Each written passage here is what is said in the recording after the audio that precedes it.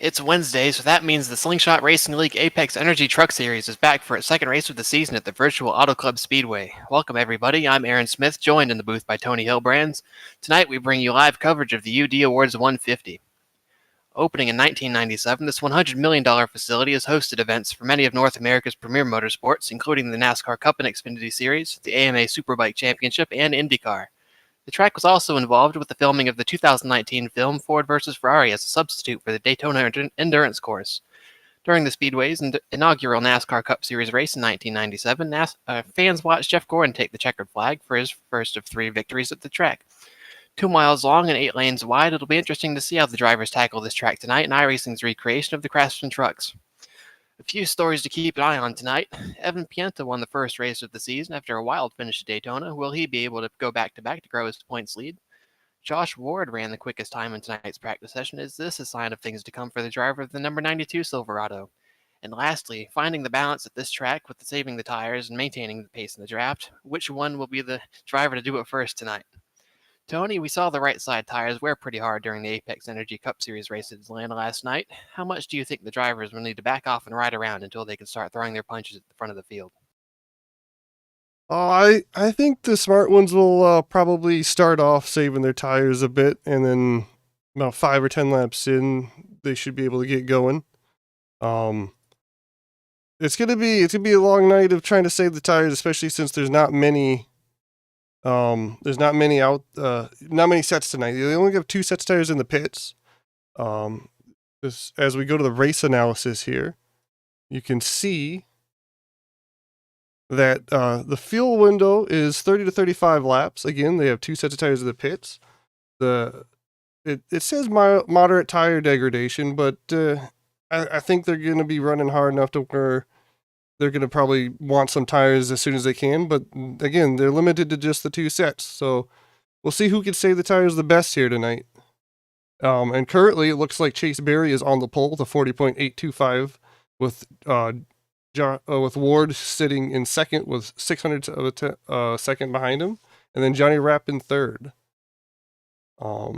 As they finish out qualifying here, we will get the national anthem underway, and then we will be back for the grid.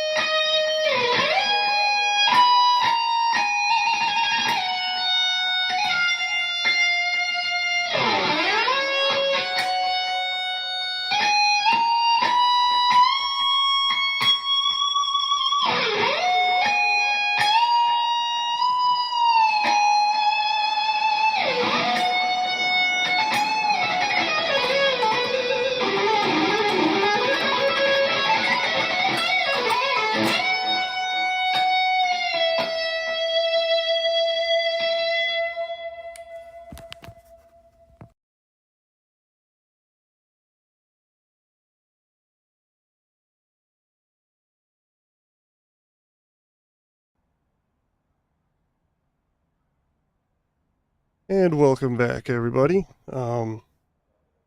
Qualifying is ending here, and they're getting ready to start gridding.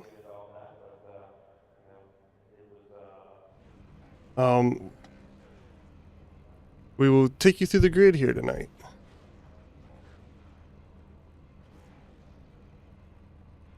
All right. Yep. So starting off on the pole is Chase Berry in the number 5. Second is Josh Ward in the 92. The second row will have Johnny Rapp on the inside in third, with Rhett Tucker in the 99 in fourth. Chris Smith in the 28 will be starting fifth. Andrew McGonigal in the 494 will be starting sixth. Seventh will be Jacob Bradley in the 48. Evan Pienta, last week's winner at Daytona, will be starting eighth. Ninth will be Rye Jones in the 91. 10th will be Nick DeCesare in the 00. In the sixth row, we have the 06 of Jay Heishman and the 83 of Cordell Lofgren. Jamie Leach will be starting 13th, and Ellis Thomas will be 14th. 15th is Patrick Colby in the 9. 16th is Patrick Daubinger in the 51.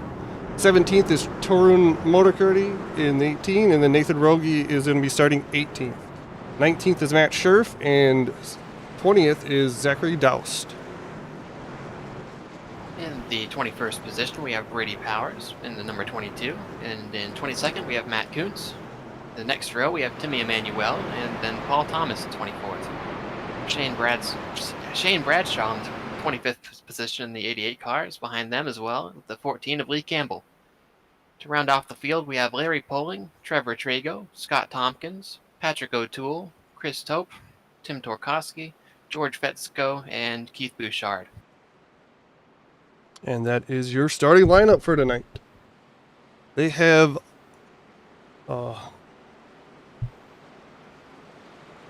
they are about to be going green here. The lights are out. Again, Chase Berry and Josh Ward will be starting off on the front row. It's gonna be an interesting night here. Do you think they're gonna be going green most of the race, or how do you feel this is gonna go? I feel like everyone's going to be pretty calm here in the initial start. I mean, we have plenty of time, about an hour's worth of racing ahead of us, so fortunately, or hopefully rather, it'll be a pretty clean show all the way through. But as we're coming to the green here, Chase Berry and Josh Ward lead them to the flag as the green flag is out here at Auto Club. And it looks like a good clean start by everybody as they head down the front stretch. We've got some 3 and 4 wide, it looks like, back there already. Yeah, around the 10th position. It's looking pretty dicey back there, but they all keep it straight. Looks like we're running clean through the whole field as the 28 goes down to the apron, and they're wrecking in the middle of the field. Trucks around back there. That looks like the 83. Was that the 83? I'm not sure yet. All right, we will take a replay here. 51's one of the trucks involved. 51? Yep, 51. All right, give us a moment here, guys, so we can get caught up. Oh, it looks like, yeah, there's a couple of wrecks it looked like here. Let's see. Looks like the 83 is around, so let's get that taken care of. All right. Oh, yeah, it looks like the 2 got loose and net coated the 83, and then just a lot of people just started plowing into it. Someone else got spun around trying to check up. The 51, yep. Some heavy damage on a couple of these trucks here tonight, already. But it looks like it was only about 4 or 5 of them. Yeah, it looks like the 8 caught a little bit of damage, Ellis Thomas. That does. Yeah, all right, yeah. Looks like on the right front. Just the 14 in the back of the field could absolutely run over, and that's certainly unfortunate for him. Looks like he's got a bit of spoiler damage, but the 44 of Patrick O'Toole looks to be a little damaged as well on the left front, but they should be able to continue. It looks like most people are staying out, which seems about right, especially with only being lap 1 here, or when the wreck happened. Well, yeah, we got, just about everybody who was involved in the wreck is coming down pit road, looks like. Yeah, as one of the leaders, I certainly wouldn't be in any hurry to enter the pit lane at this point in the race anyway. I mean, taking a little bit of fuel may be able to help you over the course of the race if it were to go green all the way, but if this is any indication of how the race is going to go, I wouldn't count on that.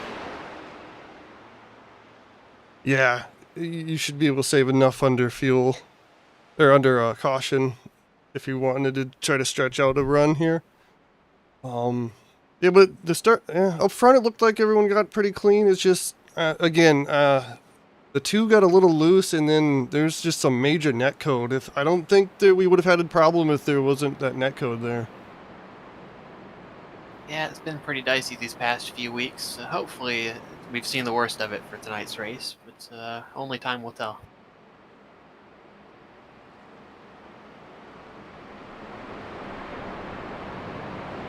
All right, we will see if they get the one to go here. They probably should be getting the one to go here because nobody was a lap down.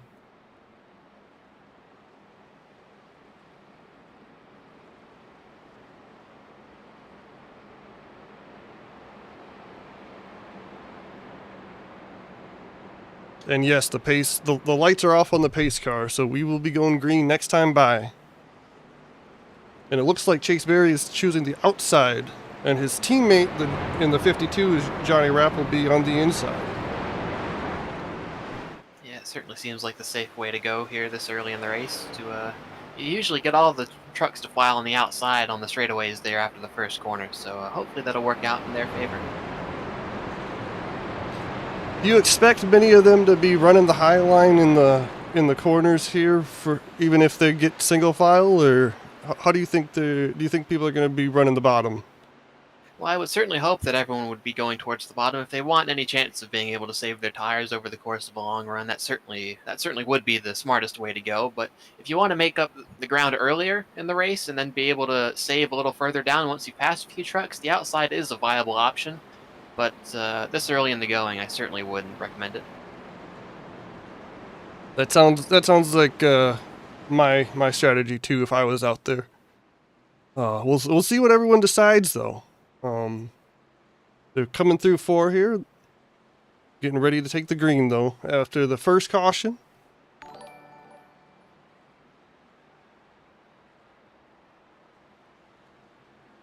Chase Berry will control the restart here once they get to the restart zone. And he's off. All right. A little early, but I guess that's all right. They get to the line here, restart the race. And he gets a big jump going into turn 1 here. Looks like the 48 is going to follow him though. He's got a big run on the outside. He might try to go for the lead here. He passed his teammate for second. Now he's going to be passing the 5 for the lead here, it looks like, down the backstretch. And everybody else looks to be pretty smooth too. The 5 jumps back up behind the 48 and looks like they're going to be single filing out here. Yeah, it looks like Jacob Bradley's taking the same approach as he did last night in the Cup Series race at Atlanta. He rocketed front pretty early, got around me as there's a truck going sideways in the back, but he saves it, running 6th. And then, yeah, I mean, he put on a pretty good show last night. He was certainly a force to be reckoned with once he got to the front, but he didn't save his tires well enough to really keep that pace over the course of the long run. I certainly hope that he makes a little better decision this time around, but it looks like he's taking control of it early. It definitely looks like he's staying down low tonight as opposed to last night. Oh, and we got contact between the 99 and the 92. They keep it straight though. The 99 looked like he tried to clear himself and he just wasn't clear. But they keep it straight and going, and we stay under green, guys. Yeah, I don't see any notable damage on those 2 trucks, so I think they might have gotten away with that pretty clean. All right, I don't remember, but are the trucks still very sensitive to damage though, even if it is minor? Do you think there's going to be a problem here for either of them? Well, I don't see anything that's really external on their trucks. Usually, if it was bad enough for the spoilers to be pushed up a little bit, that would be the end of your race, but I think they might have gotten away with it there. As Cordell Lofgren drops out of the session. Oh, yeah, he was the one that got caught up in that first wreck, too. He got the most damage out of that, so it sucks to see his night end so early after finishing second last week. And back out front, the 48 of Jacob Bradley has extended his lead, so I don't know if he's going to be trying to save his tires too much if he's getting this lead, unless it looks like everyone else is just going really hard on tire saving. Quite quite a few guys fanning out towards the middle and rear of the field, just going around the middle and high lines there. I'm not too sure what the logistics are with that. But, they might know something that we don't. I didn't get to practice this combination at all this week, so maybe there is something in there that we haven't really thought about yet. As there's a lap car there on the bottom. Yep. Everyone's getting around him cleanly. Yep. He kind of was a little wide going through the corner there, but everyone made it around him safely, and it looks like he's staying down low, and he's going back down pit road. It looks. So I don't know what's wrong with the 15, but he's staying out of the way, and he went back down pit road.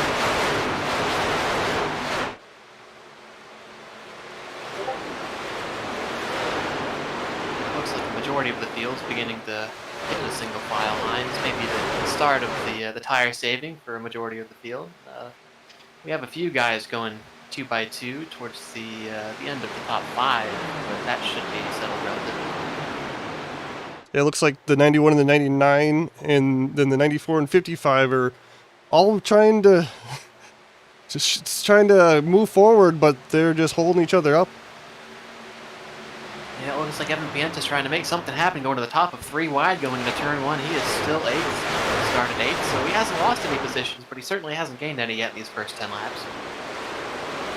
He's making a pretty good effort at it there on the top. I'm looking forward to seeing how that works out for him as he gets around the 99. He's definitely trying to move forward. Last week's winner. 99 taps the wall going into the corner. I think he might have gotten a bad bump.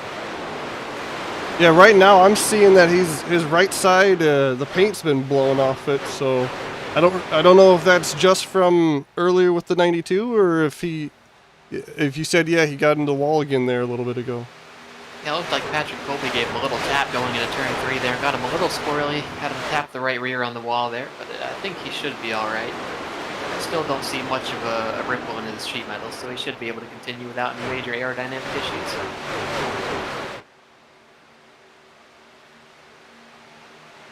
He has definitely lost some ground here, though, in the last few laps. Not losing any ground, though, is the 48, who is extending his lead even further, while the 5 and the 52 looked like they were about to go side by side, but they fall back nose to tail. Yeah, I just can't get my eyes off of that little gaggle there for around 9th place. They're still racing pretty hard. Evan Pienta is continuing to try to make his moves up through the field, still sitting in 8th place. It's certainly a respectable position to be sitting at this early in the race, but Oh, I heard a crunch. Did Oh, we get did we get a wreck, or looks like that no. black and red car fell to the bottom. I don't know if he got in the way. Can't quite tell who that is. But yeah, Evan and Chris Smith in the 28 have been side by side for the last few laps here. Evan really wants to try to go forward here, but running that outside line, I wonder how long it's going to be before he just starts falling off. Yeah, I think that blinking or the sheet metal you might have heard was from the 18 of Darren Montecristi there. He's still blinking, but he's holding firm there back in 16th position. Okay, yeah, that's who it was. Yep. It looks like Evan. Oh, he had him cleared, but he got stuck behind the 94. And now they're about to. Oh, it looked like they were about to go 3 wide, but Evan's in the wall. He's in the wall. Yes. That is definitely gonna slow him down now as he loses a couple spots from that. Yeah, I see a ripple in the right side of his hood there. That might not. That could very well be the end of his long run speed anyway. We'll see how he picks up the pieces here in the next few laps. We'll see what his pace looks like, and we'll be able to go on from there.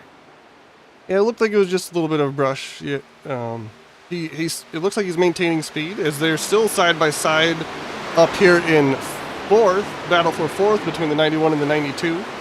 And the 28 is trying to make it 3 wide as he does make it 3 wide, exiting 4. And then Patrick Colby is trying to find a spot through there too. And the 92 drops down to the bottom. Yeah, there just doesn't seem to be a hole for Patrick to stick his nose in here, but I can't imagine these guys' tires are very happy with them right now. They're going up and down the track, just taking up all three of the major lanes in the middle and bottom of the track. I can't see their tires lasting much longer from here. Yeah, they've They do seem like they've been racing for the last lap here, and it's only lap 15 out of 75, so we got a long way to go. Yeah, if there's any time to find the limits of your tires, now would be the time. We've got more than enough time left in the race as Andrew McGonigal hits the wall and They're loses a lot of four speed. wide trying to avoid him, yes. They did a good job keeping it up there out of the way. Yeah, that might have been a byproduct of that right front tire getting a little too warm at the start of the race. I know the track's cold, but you can certainly overdrive it way too early in this race. I think that might have been our first article.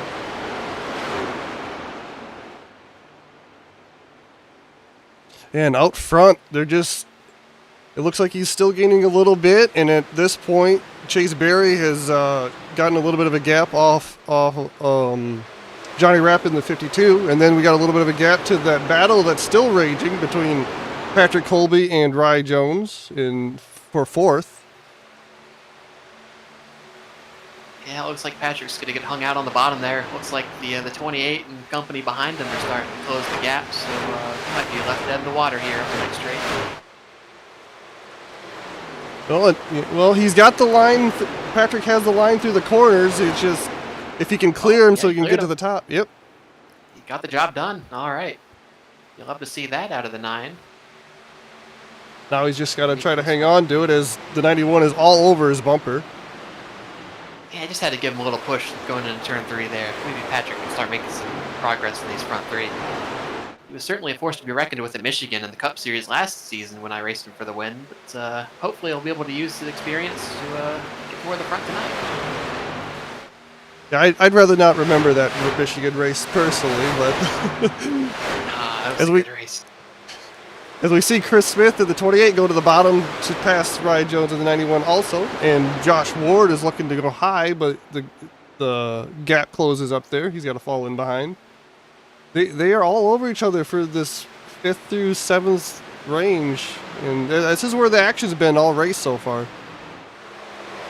Yeah, they're just trying to find their spots before the tires begin to overheat. Anyway, there comes a time in the run where it becomes almost impossible to pass. Like, I don't know if it's around lap 20 or 25, but once the tires reach that point of their lifespan, it becomes rather hard to pass without the draft. The margin of error is already so low at a track as wide as this. With the way iRacing surface model's been the past few months, you just can't really do much unless you run the proper line on the bottom, saving that tire. We'll see how it continues to work out for these guys as they bunch up on the back straightaway. Yeah, the 52 is really falling back. Do you think he used his stuff up really early, or do you think he went into ultra save mode? Because he has fallen back really hard, really fast his last couple laps. Yeah, it looks like he's having a bit of trouble rotating as he slides up the track just a bit as he continues to get freight trained by the outside line. But, I mean, if he is saving, more power to him, but I don't see that being the right call right now. And up front, the 5 has caught the 48 of Jacob Bradley. That lead diminished quickly here over the past few laps too. And there's still a little bit of a gap, but he's cut it down about 2/3 the distance. Do you think the 48 has used up all his tires? Because I think he went really hard here. Yeah, the line that they're both taking right now, going out towards the wall and then cutting back down, would usually be the best line to run. But like I said, with the current surface model, you would want to take a shallower entry to be able to rotate the truck around the apron on the bottom, and I don't see anybody doing that right now, really. So they might have used both their tires up right now, but it looks like we're having a pretty good race forming right now. But the one thing is they do both still have a pretty decent gap over 3rd place, who is now the 9 of Patrick Colby, as the 52 keeps falling back to looks about 8th right now, and everybody else seems to be single file now in that group. Wonder if they are like, hey, we picked up a spot, let's go try to catch the leaders. Yeah, it certainly would be a pretty good idea right now. They've got such a big pack back there, they might as well hook up and start making some moves. But, oh, we have a caution out. Do you see who that is for? Yeah, I'm going through the field here. Looks like the 13 lost quite a few spots. Let's go to a replay. It was the 94 of Andrew McGonigal. Oh, yep, and going into the corner. Yeah, it looked like he got loose going into 3, and the 13 just rear-ended him. We will check that out one more time here, and we will Yeah, look I'm not, for. Oh, not sure. Yeah, he got a tap from Shane Bradshaw there. yes, the 88 just ran him over going into 3. Let's rewind this one more time. Yeah, fortunately, he was able to keep it out of traffic and relatively straight. Like he didn't make a full rotation. So outside of those two trucks that made contact with him, he doesn't have any additional damage. But with it all being on the back bumper, that could pose a problem here in the next run. Yeah, and as you saw right there, on the onboard, he just never checked up for the corner. Or he checked up way later than what the 94 did, and the 94 got the worst of it. So it sucks for Andrew McGonigal. Hopefully he can recover from that and come back out and with a good finish here before the race is over. Everybody is going down pit road. Let's see how the race off pit road goes here.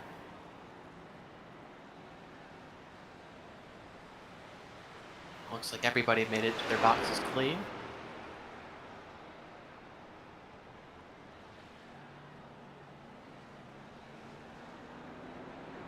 Did the 88 just drive down pit road, or did he make a stop? Yeah, I think he missed his box. It looked like he made a left turn, but he thought better of it there and kept going straight. So I think he'll be coming back down for a second round. And the 48 does win the race off pit road, and then it's the 52 of Johnny Rapp, who makes up a lot of positions. And then it's the 5 of Chase Berry, the 9 of Patrick Colby, and the 91 of Rye Jones will be your top 5 off pit road. Yeah, so not much of a change there, but I can't help but wonder how that'll shake up the restart here with these double file restarts. And it looks like the 88 is getting an EOL for the caution. Or, no, everyone just blew by pace car, so. Oh, We'll no, see he if did the. receive the EOL here, but Gotcha. that might mess him up going into the pits from where he's at right now. If he doesn't stop, he might get a passing under yellow penalty. I'm not sure if that's a clearable offense, but we'll see. I'm sure they'll Once you get figure it past out the zone, because it's it's. over. So. I'm sure they'll figure it out because it's a race control issue here. But yeah, the 88 did miss it. Did miss his pit stall that first time, and he's getting penalized for causing the caution here. So hope he'll be at the rear of the field here for the restart. And the 77 of Zachary Doust comes back in for another stop. I didn't see him take tires, so he might be changing his mind right now. Yeah, no, or not. I guess he just took some more fuel, maybe some damage repair. I'm not sure. He could be trying to save his first set of tires. Maybe if we get a late race caution, he'll be able to capitalize on that. Yeah, well, with how these guys are racing before that during that run, you might get a caution at any point. So if he can save a set of tires here and be like 5 to 10 laps better after this restart on the next run, he might be able to pick up a lot of spots. But the pace car, the lights are out on the pace car. I keep doing that. Jacob Bradley is your leader, and he chooses the inside line with Johnny Rapp starting second, the 5 restarting third, the 9 in fourth, Rye Jones in the 91 in fifth, and the 92 of Josh Ward in sixth.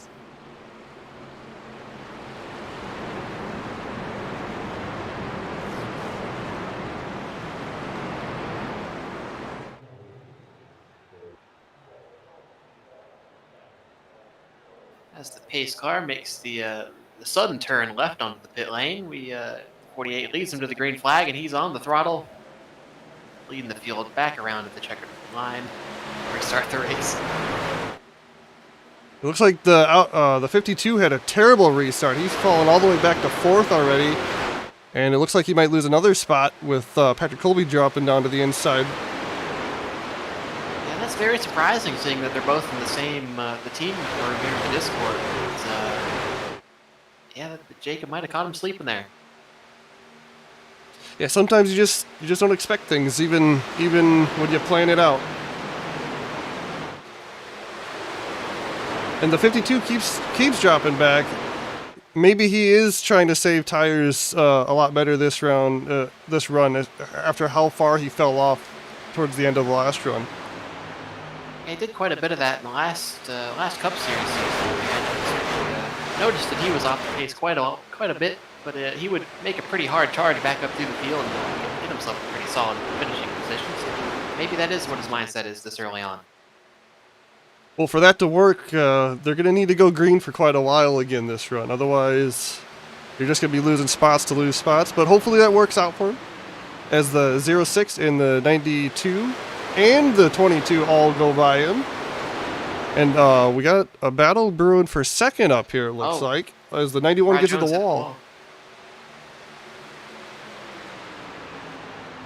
And he looks like he pancaked it pretty good. He's got some... He's missing his paint on his door there. And he keeps... as he's falling back now, too. He hasn't regained his momentum after that. The spoiler does seem to be intact, so he might have gotten away scot-free here, but we'll see. Up front, there's a little bit of a gap between the 48 of Jacob Bradley and the 9 of Patrick Colby, but Patrick Colby has moved up quite a bit since the start of the race. He looks like he's on a mission tonight. Yeah, it looks like he's found his bearings in these trucks. Oh, heavy hitting the wall by the 22. He keeps it out of the way. It gets back down to the bottom. It looks like we're staying green here, guys. So, good job on him keeping it straight. Yeah, the front bumper on his truck's pretty heavily rippled. And Patrick Colby looks like he's going for the lead up front here. Diving to the inside of the 48, coming out of turn 2, down the backstretch. Yeah, I just hope he doesn't push his stuff too early on in the run. I mean, Jacob Bradley's certainly been class of field tonight, but we'll see how this handles throughout the run for Patrick Colby. If he can complete the pass here, he should be in a pretty good position. They do stay off each other out of turn 4 there after getting really close to 3. Looks like the outside line's going to prevail a little bit on the straightaway, but Patrick's hanging on tough.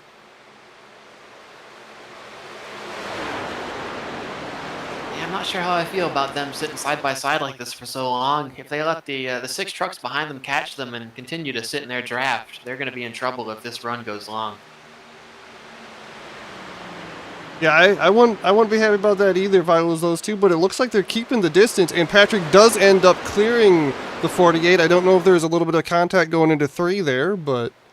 No, they were close, but I didn't see anything, so, yeah, Jacob Bradley is just settling behind him here. I'm not sure if he'll go for another pass, but, yeah, he's looking on the outside of Patrick Colby going into turn 1. Maybe he's going for the crossover here.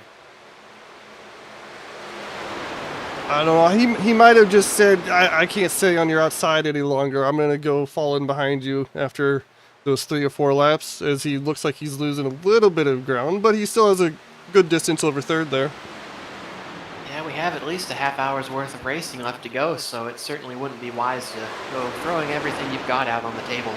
So, yeah, certainly props to Jacob Bradley for knowing when to fold them, and then just wait in line here for the time being. But maybe he'll be able to make another surge to Colby's bumper here at the end of the run.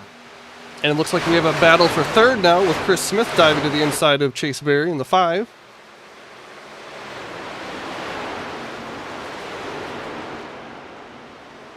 And it looks like they're going to still be side by side coming out of turn 2 there, down the backstretch. Yeah, the 17 gets the run on the outside and clears him going into turn 3.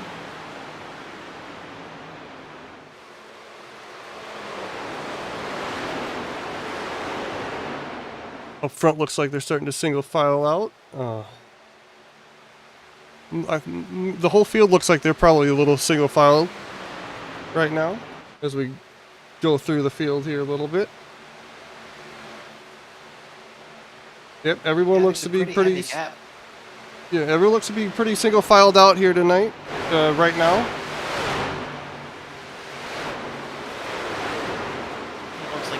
Is still hanging on pretty strong in 10th place with the damage he received earlier in the race. It doesn't seem to be affecting him very much. But, there's about maybe a 3-second gap between he and the truck ahead of him of Nathan Rowe.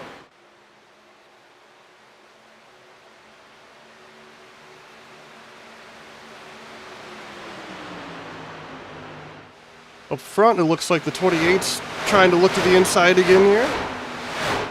And he might get the pass done this time. He's got a He's almost cleared him through 2.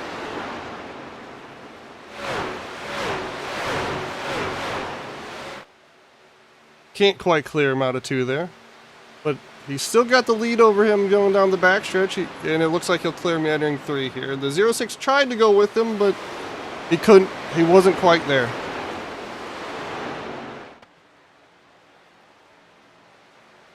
Yeah, that driver of the 06 truck, Jay Heischman, we saw a lot of him in the Cup Series last season as well, and he certainly made a few pretty good runs there, and it's certainly nice to see him running in the top 5 here. He seems to keep a pretty smooth wheel out there most of the time. He doesn't really get into anything unwarranted. So he's a pretty decent driver. He's running really well out here tonight up here in 5th.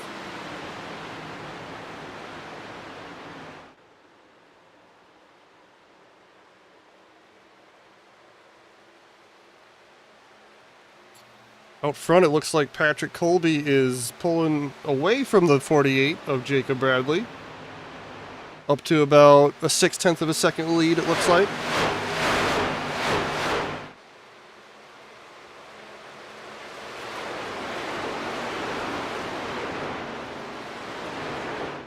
We've got ourselves a 3-wide race for 18th here between the 39 and the 37. Well, about to be 4-wide here in a minute. They're racing hard back there. Larry's trying to stick it on the outside, and Larry brushed the wall. Stick. Yep. He had the momentum, and he didn't want to let it go. He's got quite a bit of rear end damage. I'm not too sure where that came from. I didn't see him involved in the first caution, but it's hanging on pretty well. It looks like the 39 and 37 are still all over each other here. 37 really wants to get around him. That's Trevor Trago in the 37 and Timmy Emanuel in the 39.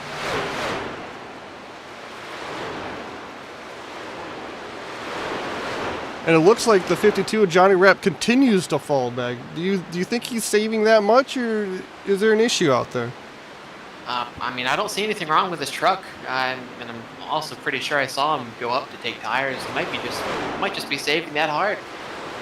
And he restarted second, and he's all the way back to 16th already.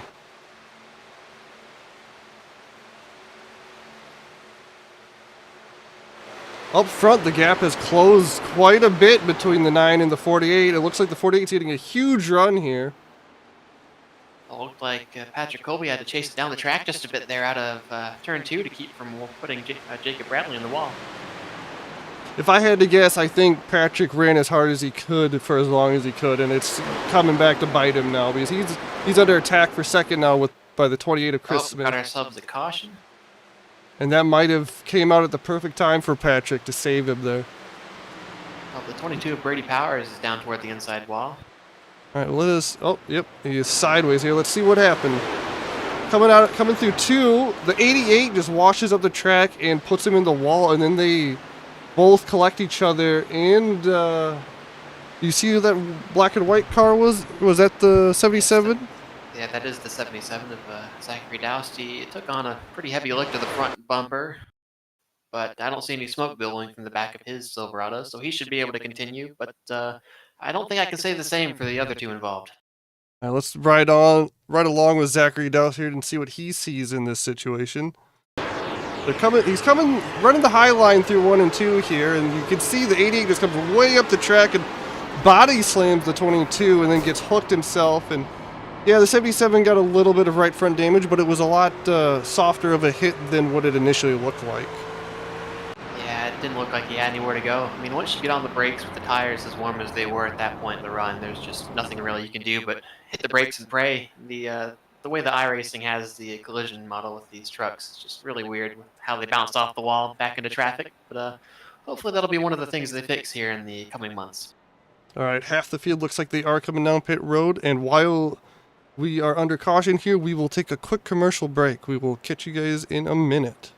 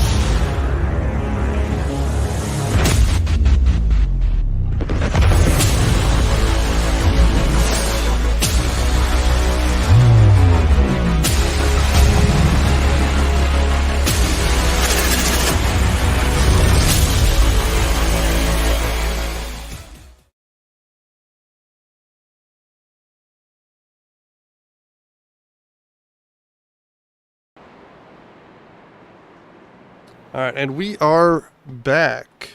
Let me get the graphics back up here. We're on lap 40 out of 75, coming to the green next time by.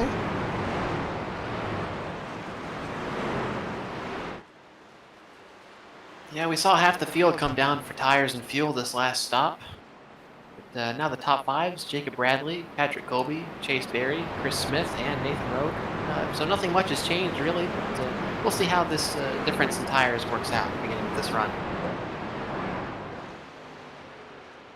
So, do you expect quite a mosh pit here in the middle pack the first few laps? What do you think's gonna happen? Yeah, probably. I mean, you'll have the guys who are going to be pushing their tires pretty hard to try to compensate for their strategy, but I feel like the smarter folks will kind of wait in line, wait for their turn to pass the guys, and just use the least of their tires at the very beginning of the run. Because there's a way to do it without completely ruining your stuff, but we'll see how many people take advantage of that. Well, let's just hope they keep everything on the straight and narrow here. As they come out of turn 4, Jacob Bradley chose the outside for this restart as your leader. Let's see if he can come get a jump or not. The pace car drops down. Coming to the green here. And off he goes. Outside line gets a good jump. It looks like the 9 spun his tires and then got into the 5 a little bit, but they keep it straight. Everything's staying kosher. It looks like they're 4 wide back there in the middle of the pack.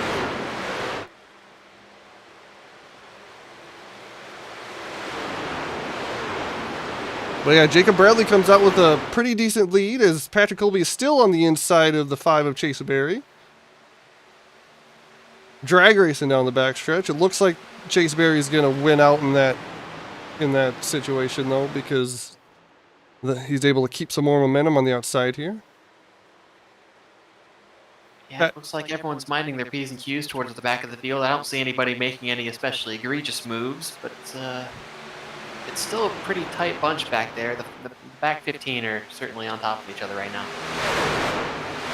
Yeah, we got like the top 5 have broken away from the rest of the field a little bit. Then we got a 3-car battle for 6th there.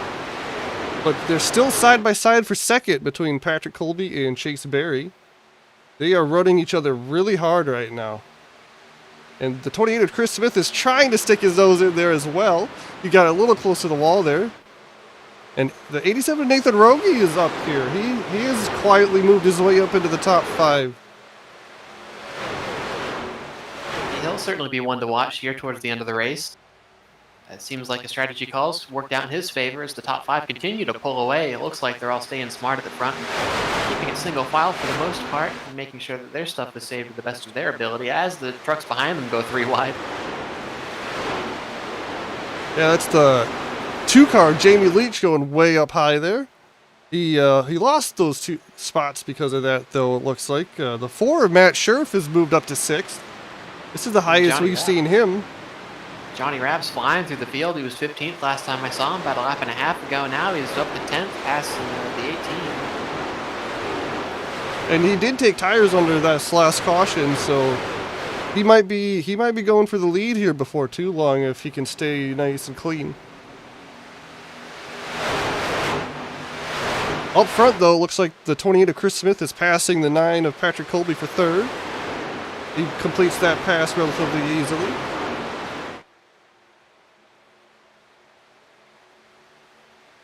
Now the top 5 have singled out.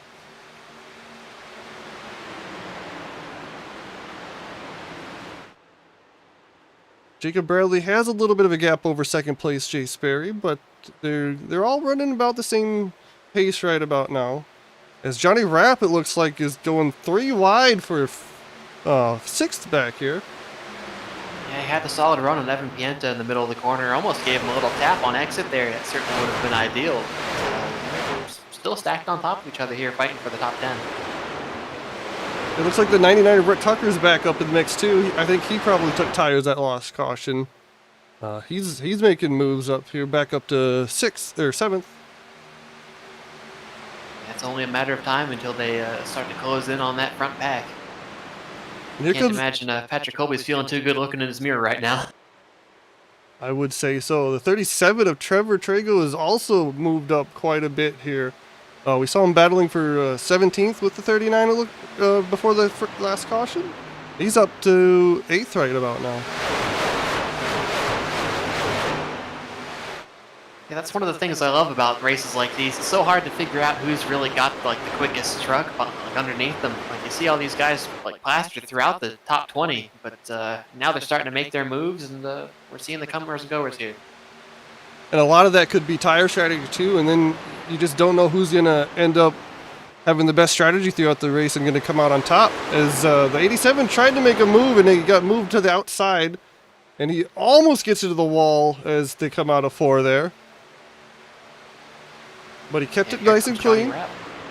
Looking for the top 3 here. He might get it out of turn 2 this time by. It looks like he's already, yeah, he's on the inside, and he looks like he has cleared the 28. And he's going to be inside the 5 coming out of turn 2 here. Yeah, it looks like I was right. He's going to be battling for the lead here in no time.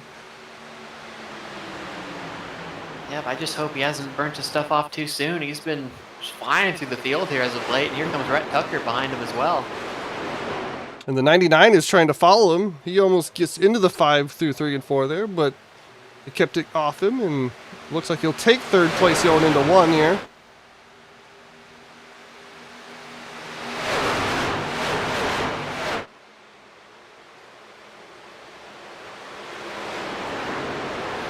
He's going to move all the way up to 2nd, and the 52 and the 99 might be able to pull away from the rest of these guys over the next couple of laps as they try to sort out the lead amongst themselves here in a minute.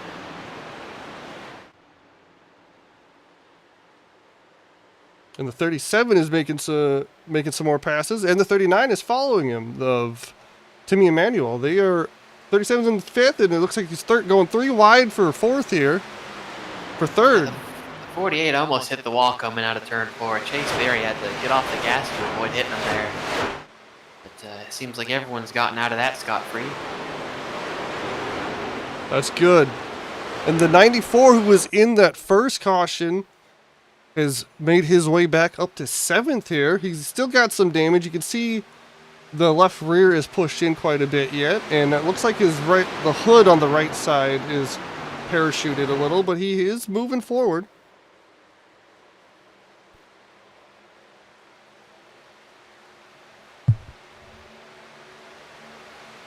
And he looks like he's trying to pass the 28 of Chris Smith here for 7th. Didn't quite get him at the line, but he's got him through 1 and 2 here. He's gonna have to check up for the 48 though. That really slowed down his momentum, but I think he'll be able to get by both the 48 and the 5 here before too long. It looks like he's on fresher tires as well. As he goes around the outside the 3 and 4. Looks like it as he flies around there on the outside, trying to get a run on Chase Berry. Almost clips the back of him as he goes down for the crossover. And I have lost everybody on track here, so... and now they're back. They're back. We are back live on the stream. Sorry about that, folks. We lost connection there for a moment, but we are good to go. And the 94 did get around both Chase Berry and Jacob Bradley here for 5th.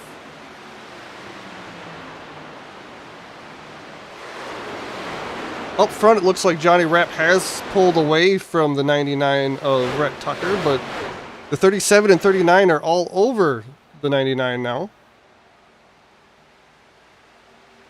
Do you got me, Aaron? Yeah, I've got you. All right. Just wanted to make sure I didn't lag out of Discord as well. Okay. Yeah, I thought it was on my end, but we're still in business here.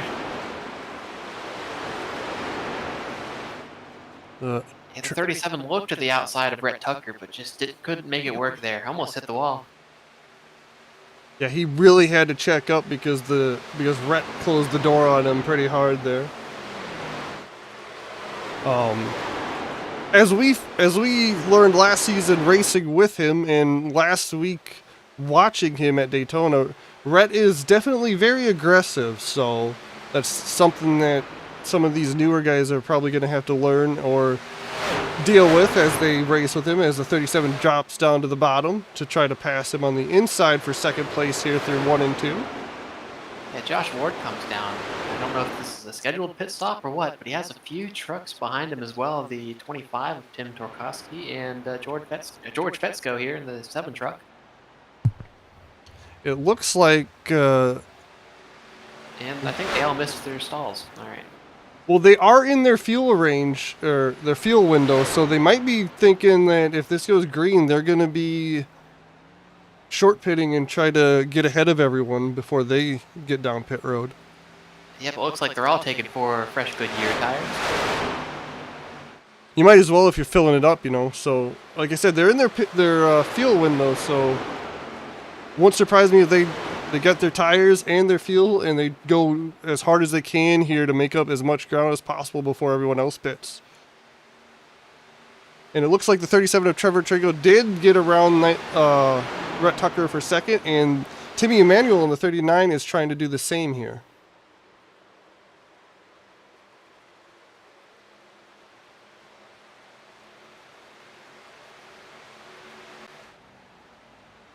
We have a few more takers for the green flag pit stops. I think it's another 4 trucks. Quite a few. It looks like the 48. Oh, we got a spin. Yes, the 18. Off the wall. The 18 spins trying to enter pit road. Did he do that himself, or did he get a little help there? Yeah, it looked like he just locked up the rears. I saw a puff of smoke, and then I saw him sideways. So I think he might have gotten away with it here. I don't see any sort of penalty for entering the pit sideways. And he didn't hit anything. But that was about half of the rest of the field that went down pit road, as up front, the 37 is reeling in the 52 of Johnny Rapp for the lead.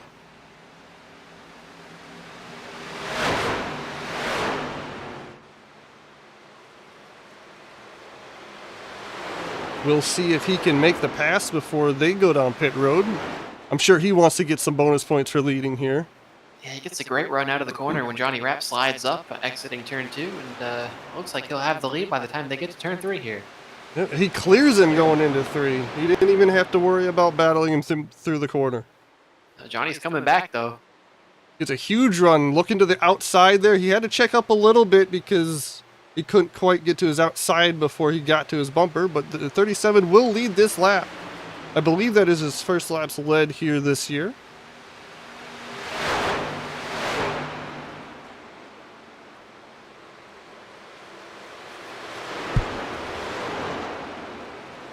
And they're still battling for third place right behind them. I think Jacob Bradley got a penalty on the pits. Yeah, he is back down pit road. It looks like that is the case because he's not taking fuel or tires at the moment. That is a shame for Jacob Bradley. He was running so strong tonight. And he had a top 3 locked up. He was one of the quickest of the field the whole race. And he will be losing another lap here as the leaders go by.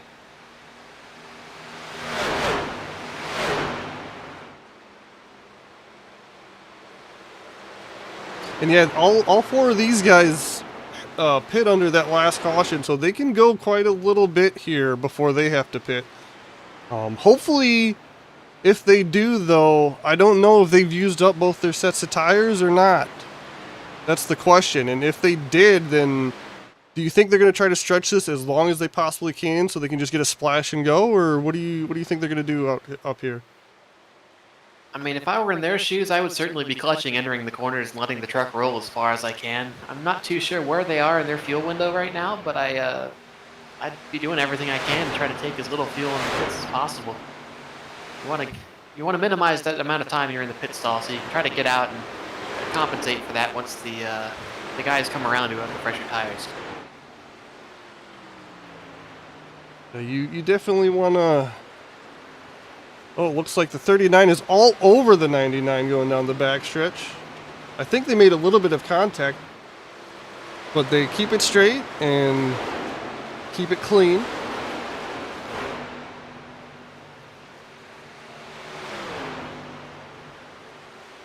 as they do have a few guys on fresh tires coming up behind them. So some of these guys will unlap themselves here before too long. It looks like it's the 87, the 9, and the 28.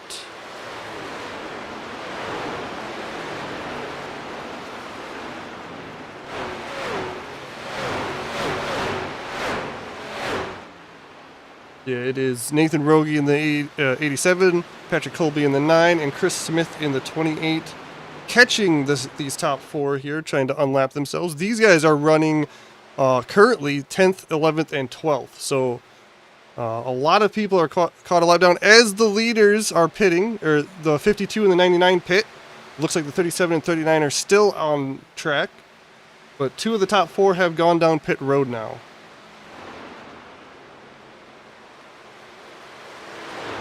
Out front, it is still the 37 of Trevor Chego. These lap cars have gotten by the 39, so they just have one car left, or one truck left to go before they are back on the lead lap. All right, so the 52 and the 99 both made it into their stalls without incident. They're both taking 4 tires. So they did have one last set, so they are going to be in a great position here if they can stay green the rest of the race. And we've got 3 wide trying to unlap themselves around the leader here. They all make it work though. The 87, the 9, and the 28 get by the leader here without any incident. The 37 is continuing to stay out though, and the 39 of Timmy Emanuel. I think they are going to try to stretch this as long as they possibly can. Yeah, with how aggressive the lap cars are, trying to get around them to get their lap back, I certainly wouldn't count another caution out. But we're running out of time here. Yeah, as you can see, a couple right behind the leader almost door each other coming out of turn 4 there. And they're still side by side down the front stretch. That is the 99 of Rhett Tucker and the 55 of Evan Pienta, last week's winner. Also, Rhett Tucker was the dominant truck last week, leading quite most of the race before he got caught up in a wreck. So these two have looked strong these first 2 races.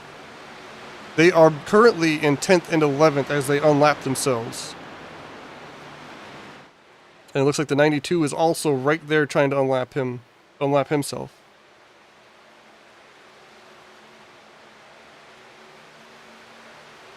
And it looks like the 39 did end up going down pit road. He is just coming off pit road.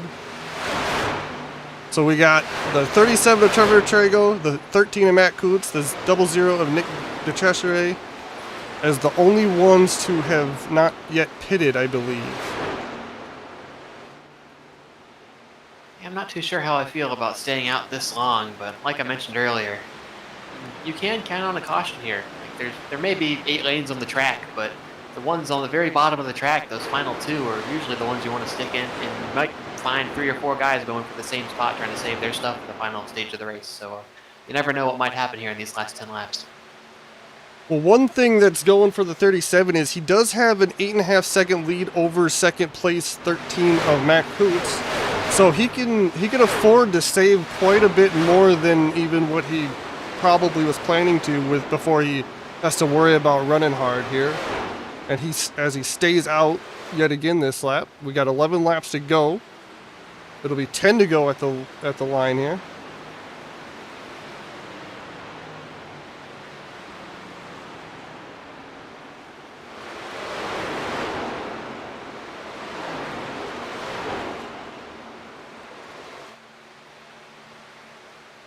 If he does have enough fuel to make it to the end, do you think he has the pace to keep everyone who pitted in this last set of laps behind him, or do you think they're going to be too fast for him? Oh yeah, all the guys who pit for tires and fuel are going to have to gain at least 3 seconds a lap from here on out if they're going to have a shot at him. I mean, guys like Nathan Rogan and Patrick Colby are still about 30 seconds behind him.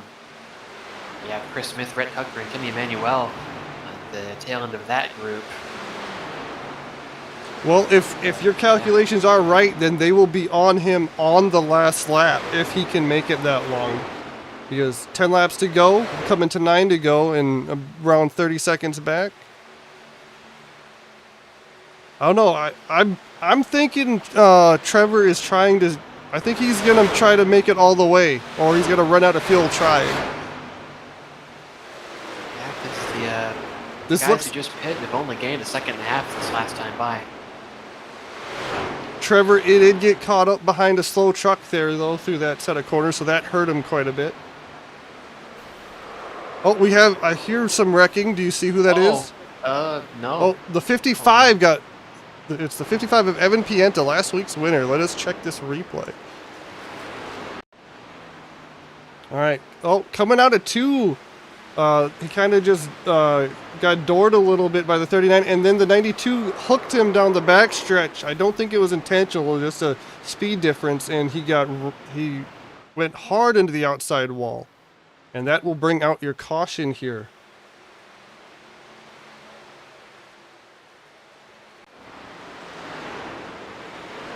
We will see. We will. Go ahead, Aaron.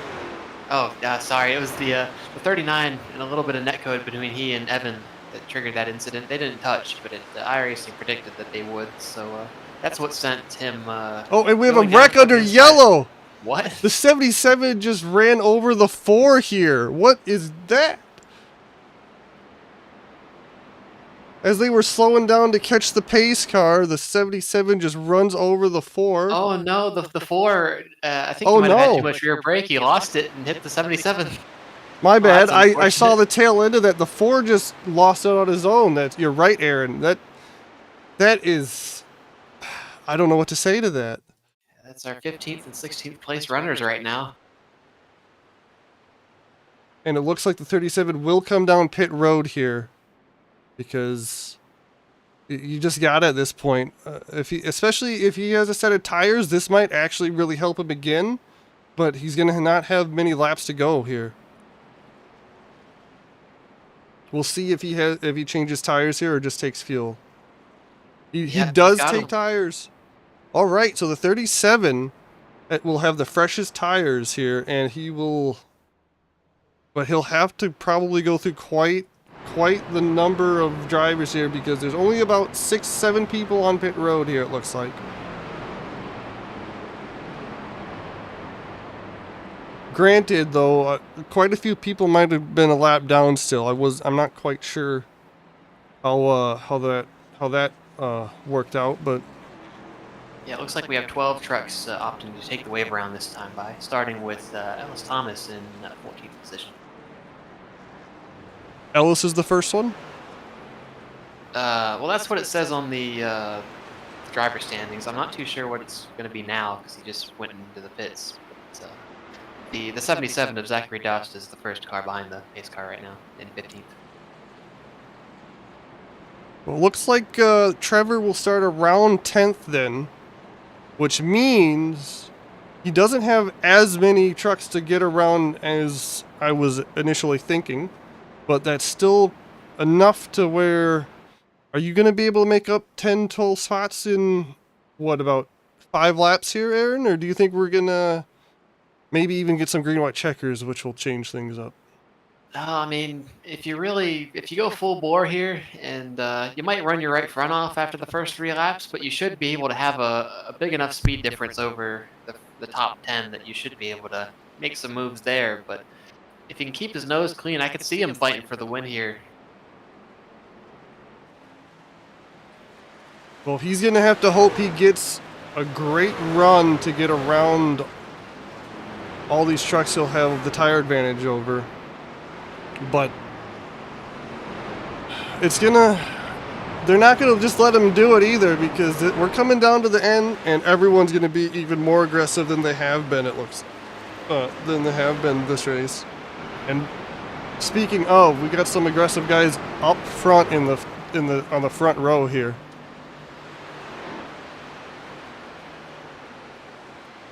The lights are out, so we will be going green this time by.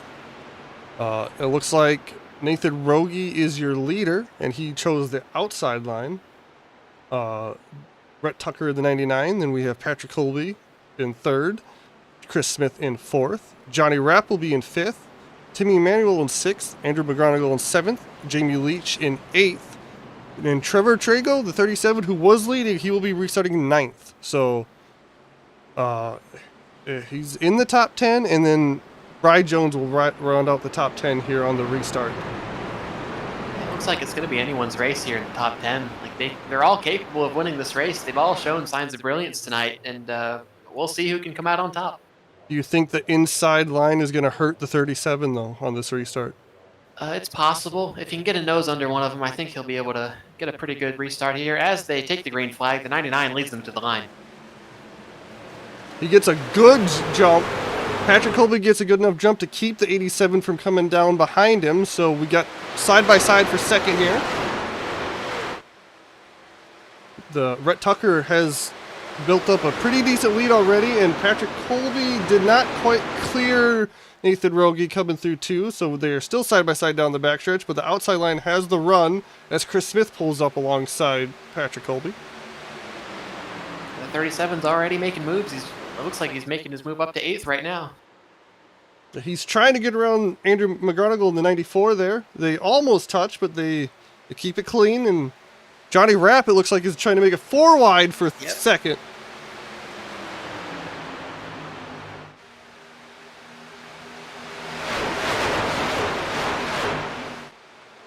Oh, the 87 and the 9 get really close there on entry, but they keep it off each other and keep going. Oh, the 37 got him. Oh, that's unfortunate for those two. They were in such a good position about 10 laps ago, and to have it end like this is certainly pretty unfortunate. Yeah, it looked like the 37 just didn't account for the speed difference as we go on board with the 37 here. You can see going down the front stretch, he's got quite a gap between him and the 39, but as they get into the corner, he just makes up so much ground. It looks like the 39 tried to get down below the group in front of him. Oh, no, the 39 did get a little loose on his own, and then the 37 had nowhere to go and just helped finish him off there. Either way, that is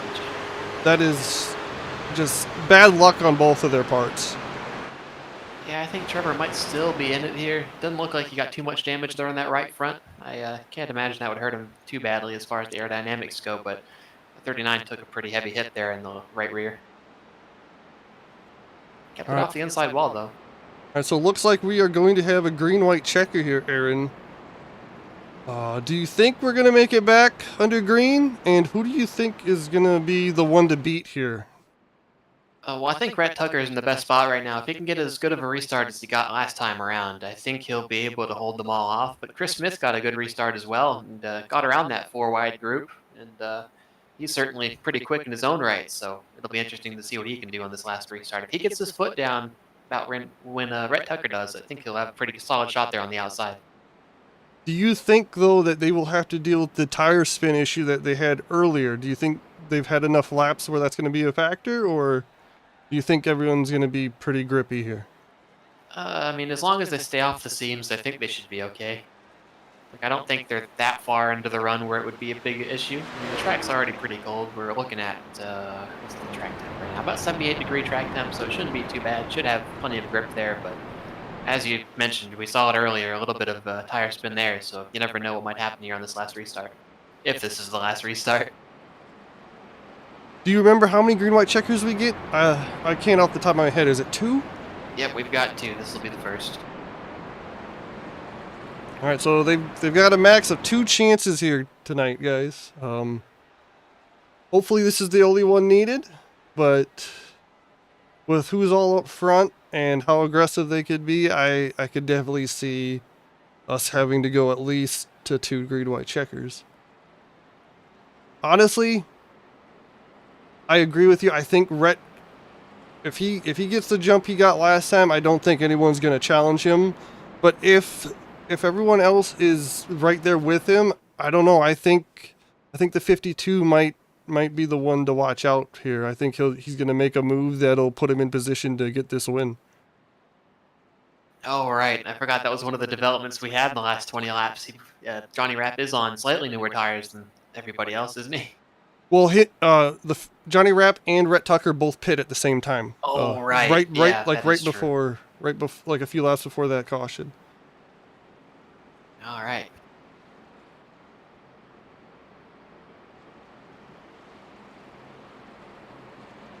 And it looks like the lights are out on the pace car, so we will be going green this next time by for our first green-white checker. And Rhett Tucker does choose the inside line here. I assume that's more to try to keep the 52 behind him, don't you think? Yeah, I'd say so. We still have about 29 trucks running out here, so any one of them could possibly come out of this with the win if this goes as chaotic as it might. And looking at all this, the 2 of Jamie Leach and the 94 of Andrew McGonigal are in 7th and 8th, and after the races they've had tonight, they are looking pretty good, and I think they'll probably be happy coming away with the top 10 after the wrecks they've been caught up in. Absolutely. I mean, while you'd probably want like something of a top 5 here in the beginning of the season like this, to be able to rack up that many points despite the issues they've had earlier in this race will certainly give them a pretty good jump here. It's only the second round, there's plenty of time, but you want to get as many points as you can, as long as you can anyway. Yeah, especially after some of these guys' races last week at Daytona, they didn't quite go as well as they'd hoped, but here we go. Pace car is about to turn off. Everyone stack it up for the green-white checker. The 99 of Rhett Tucker leads them to the green here.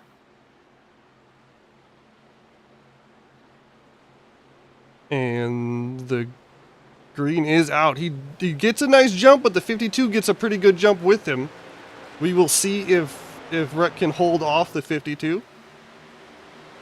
Yeah, he certainly didn't get as big of a jump as he got last time around. I mean, Chris Smith's hanging pretty tough. Patrick gets turned. He saved it. The 9 got turned, but he saved it. That was a hell of a job by Patrick Colby as the 52 jumps to the inside of the 99.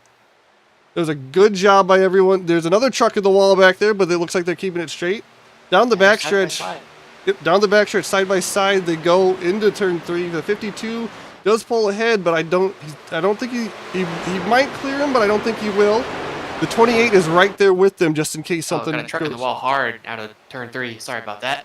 That's all right. Yeah, he's still in the wall. It just came off of it. Heavy damage. And got a little bit of help. Johnny Rapp does beat the 99 to the line, and we take the white flag. Last lap here. This will be the end of the race. They are still side by side through 1 and 2. Rhett Tucker will not just let him have it, as he should. Down the backstretch, it looks like the 99 does pull ahead a little bit. They are 4 wide back there. But up front, side draft. Up front, the 52 dives to the bottom. He's trying to clear him. He might clear him. He does clear him, but the 99 tries to go to the bottom. He gets blocked. And the 52 of Johnny Rapp will win this race. 99 of Rhett Tucker will finish second. That was a great finish. The 28 of Chris Smith will be third. Looks like the 37 did make it all the way back up to 4th, Aaron. So he did end up getting quite a few spots back. And then 5th, rounding out the top 5, is the 91 of Rye Jones. Yeah, you always love to see a green flag finish at a track like this and have the leaders race for it and just keep it clean between the two of them. It was a great finish, and I'm glad I was here to see it. Yeah, especially after the restart when the 87 and the 9 got into each other. They both did a great job keeping that from being worse than it was, and everyone else behind them, so that we could have this green flag finish. Again, the 52 of Johnny Rapp. He ran up front, then he fell all the way to the back, and then he came back up and took this win away from the 99. He had one hell of a night tonight. We will work on getting our top 3 up here for interviews. As we do that, I want to say I hope you guys enjoyed the race tonight. You want to work on getting them up here, Aaron? Yep, I'll do that now. We doing third to second and first, or are we doing first, second, and third? Whatever you want to do. Oh, all right. Let's start with P3 then.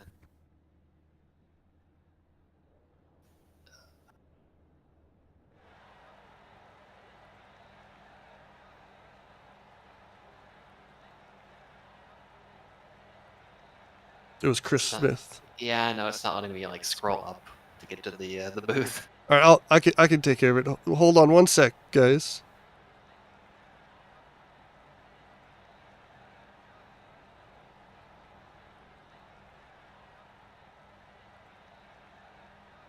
All right. Chris Smith, you're in the booth. You got third tonight. How did your race go tonight? And are you happy with this third place finish? You were up front quite a bit. Yeah, man, I'll take it. I was a little bit disappointed in myself on the first lap. I was kind of asleep on the start. I let Jacob go three wide on me, and I got a little bit loose in one and two. Even though I told myself I wasn't gonna do it on cold tires, but I still did it anyway. Put us behind a little bit, but we're able to sort of battle our way back up there, and just kind of riding around most of the night. And uh, Johnny played the strategy perfectly, and he had the speed, and he did a great job there at the end. And I was just wanting to ride behind. I think it was the 87 and the 9 there when we were sort of like on our own after the final pit stop. But hey, I'm not going to complain too much. I'm pretty happy with it. Yeah, I'd definitely be happy with a third after the race you had tonight. I mean, you had to deal with quite a bit, but so how did the tires feel? Because there were a couple times like we noticed where you were racing pretty hard with a few people, or at least it looked like that way because you guys kept going three wide, four wide, stuff like that. Did that hurt the tires as much as it looked, or how did the truck feel tonight? Yeah, I'd say if you could clear a guy pretty quickly, you were probably okay. But the constant running side by side, that was when you were really probably putting the most strain on your tires. So if you could make a pass and you could clear a guy, you'd be in good shape. But there's times where, because of the draft in front of you and the draft in front of the other guy that you might have been side by side with, it was hard not to stay side by side. It just kind of lent itself to that. But that's what makes racing these trucks so exciting. And speaking of that side by side, did you expect a little contact there in those last couple laps? Is that why you're trying so hard to stay right there with them so you could make that move to get that win? Did you expect something to happen, or were you just like, I got third? Well, I was ready for anything. I knew I probably had about at that point my worst that I could finish is third. Trevor was coming up behind me really, really fast on fresh tires. Johnny and Rhett had a little bit better tire than I did. Rhett pit a little bit later, and Johnny did, like he worked the strategy like he normally does really, really well. And, they had a little bit better tire. So I knew I couldn't catch those guys unless something happened. So I was just trying to stay within striking distance in case something did happen. All right. Well, yeah. Again, you had a great finish with a great race. Is there anyone you'd like to shout out or thank, or before you head out here? Yeah, I want to thank my lead co-owner, Ellis Thomas. Ellis has put in a lot of hard work. We put in a lot of hard work these last few weeks. I want to thank all of our partners. We're trying to get UD Awards a win tonight in their race. Apex Energy, all of our partners that help us out. Want to thank you guys. Want to thank Tony and Aaron for broadcasting the race. Appreciate what you do and all the work that you put in as well. I want to thank all the drivers for really cleaning it up. I think we had a much better race tonight, and everybody that was watching at home too. All right. Well, that's your third place finisher, guys. Chris Smith of the 28. Hopefully you get another good run like this next week, and we'll see you next week. All right, bud. Y'all take it easy. Yes, sir. All right, I'll get Rhett up here for you, and then you can take him, Aaron. All right. All right, there you go. Red Tucker, this is Aaron Smith in the booth. You got a copy? Yeah, what's going on? Yeah, you just came up a little bit short there on that last restart, but yeah, we saw you have a little bit of trouble at the start there. You want to explain what happened there and your thoughts over the course of the race? Yeah, just having some words with old Josh Ward about that lap 6 incident. I feel he says I blocked him. I said I don't know. It wasn't a block. We were going the same speed. I mean, he wasn't going to go anywhere. I wasn't going to prevent him from going anywhere. But I moved up, to run my line on the back straightaway, and he decided to not lift a tad, and got some damage from that point on. I had to nurse it to the pits. 10-4. Yeah, it looked like you were both pretty strong in your own right during practice. It was a shame to see you two come together so early, but after that point, minimizing the damage and continuing on throughout your race, what made you pick the strategy that you did? Looked like it was the right decision there. Honestly, I can either strategize or drive. So thank God I have Andy in my Discord with me because all the strategy props go to him. We were on that strategy. We were planning on saving an extra set for the end of the race, and it worked out. A couple of guys I saw took tires early on, and they were kind of behind the eight ball from that point. So that worked. You always got to try to save a set of tires at the end of these races, but it's hard. Um, Yeah. I kind of feel like my truck was a little slow. I knew Johnny. I think we were on the same strategy, me and Johnny, and I knew he was going to be the one to beat. I think he had the freshest tires other than Trevor and Rye Jones. But he did work on the inside. Good job, Johnny. Yeah, and one more question.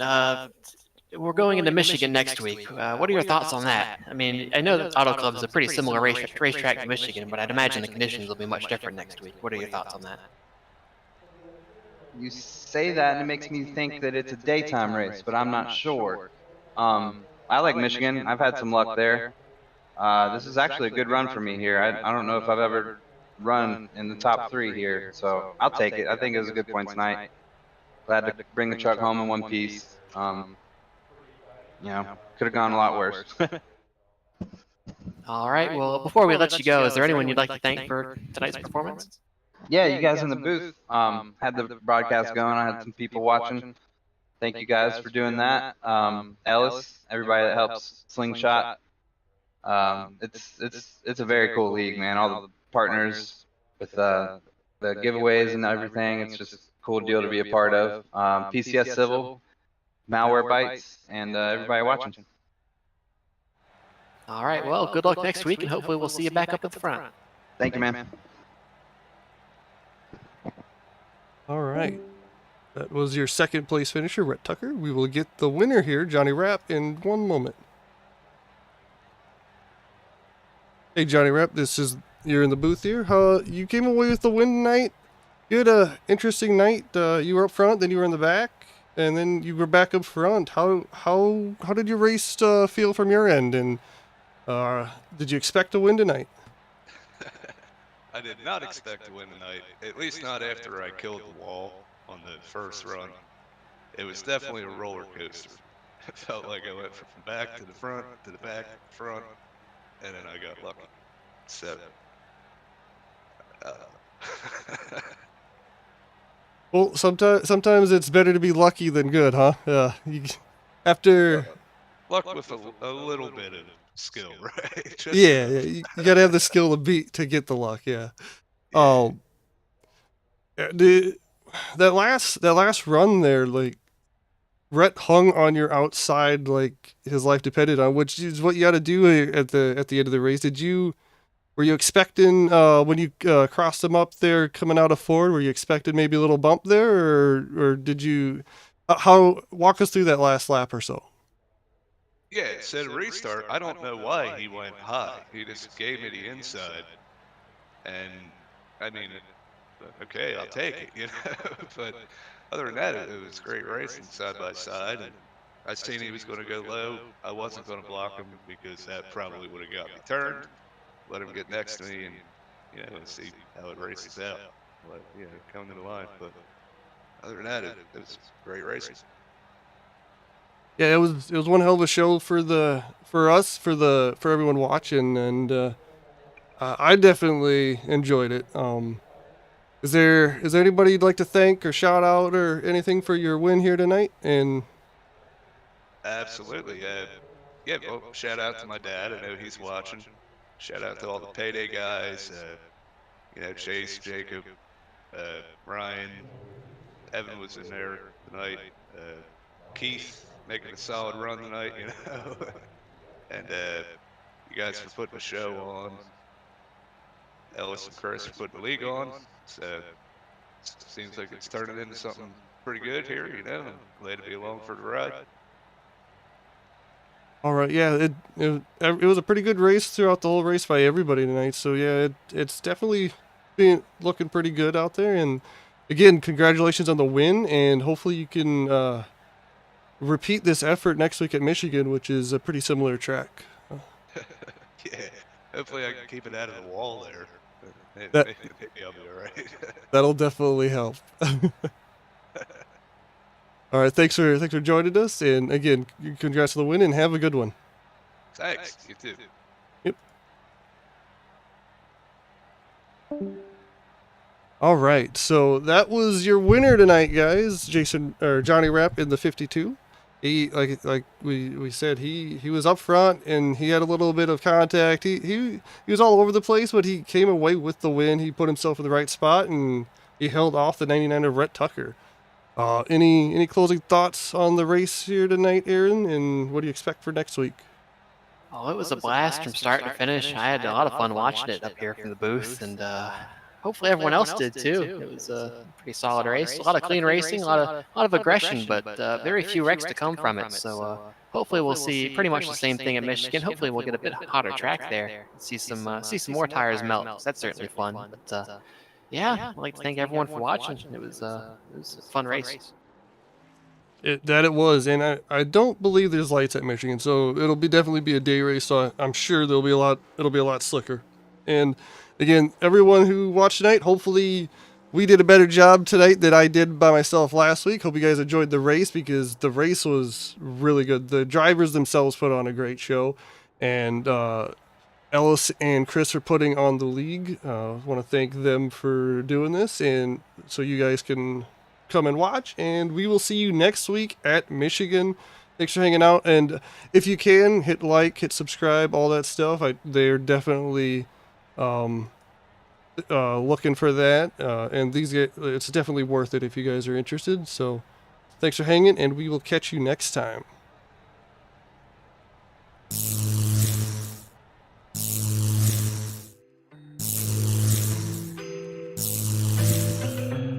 How do we get these one-of-a-kind amazing trophies?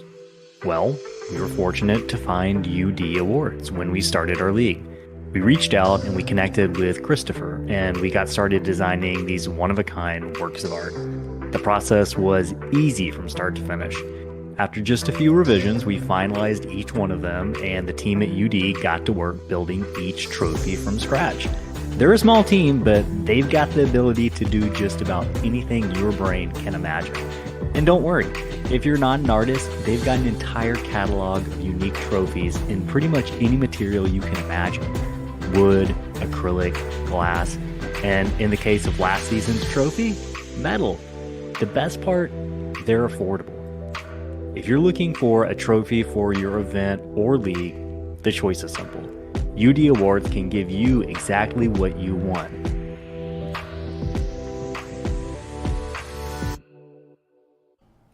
Are you looking for high-quality, affordable sim racing paint schemes and graphics? Then look no further than Evan at Evan Pienta Designs. Driven by speed, Evan Pienta Designs offers a multitude of sim racing graphics from liveries to social media graphics to team and series logos. To see some of the work done by Evan, or even race one of the public liveries he's made, head on over to tradingpaints.com and search Evan Pienta,